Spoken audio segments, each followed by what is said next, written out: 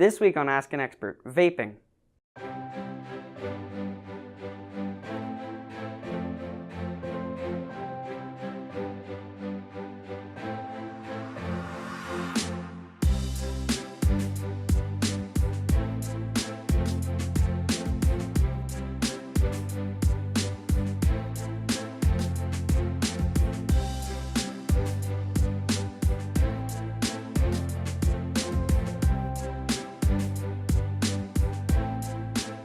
Welcome to Ask an Expert, the show where you submit questions to be answered by people around the school. I'm your host, Kieran Lanois.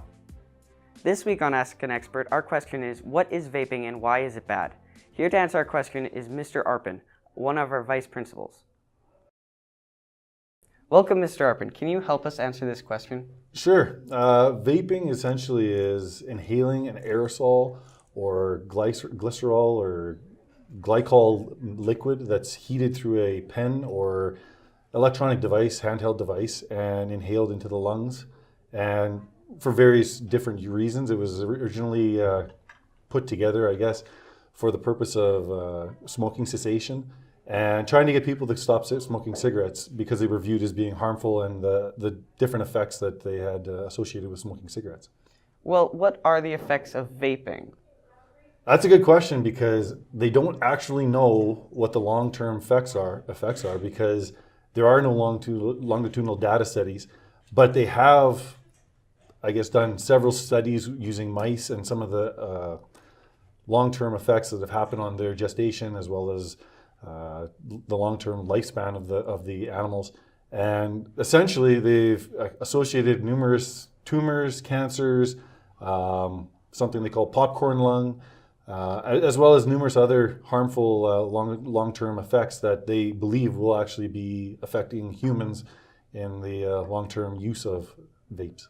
Well, do you believe that vaping is more healthy than, let's say, smoking? No, not at all.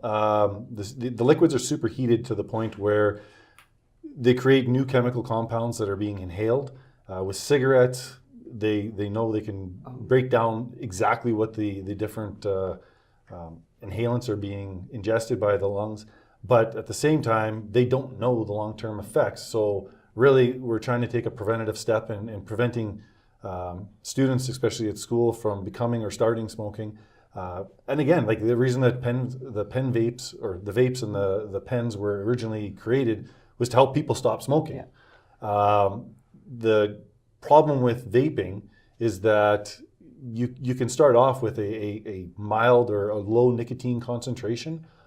So say, for example, 2 or 3 nic, and work your way all the way up to 54 nic, which is essentially, if you were to smoke a vape or use a vape, it would be the equivalent of smoking a pack of cigarettes as opposed to 1 cigarette. Oh. So for the amount of time and depending on how hard somebody was to breathe in or take a rip off of a vape, it's going to totally affect how much concentration you have, how much nicotine you're taking in, as well as the long-term effects. Some people will end up with nicotine poisoning because their bodies aren't used to having that kind of nicotine content, and so will end up becoming very nauseated, dizzy, and essentially have to be taken to the hospital. And as the principal, have you noticed a change in behavior with the popularity of vapes? Oh, definitely. Last year, where there was, I guess, some interest, and you can see throughout the community that it was starting to increase. And this year, it seems to have exploded within the community. And quite honestly, a lot of young youth have started vaping, using pen fills, even though they're not readily accessible. They are able to, through different networks or social networks, I should say, get the vapes, get the pens as well as the vape juice.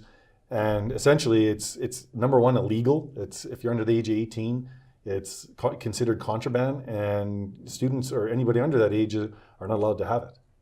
Oh, well, I noticed that the school has taken a lot of priority in trying to shut down the use of vapes. What would be the consequences for getting caught with one? Well, we're focused on the safety and security of the building and our students. We do not want to see a student get sick or, number one, use a vape that they don't know what's in it and possibly suffer some long-term effects. There could be any number of chemicals placed in a vape as they're refillable, the handheld electronic devices. So essentially, if someone handed somebody a vape, they wouldn't necessarily know what was in it unless just by what the person told them.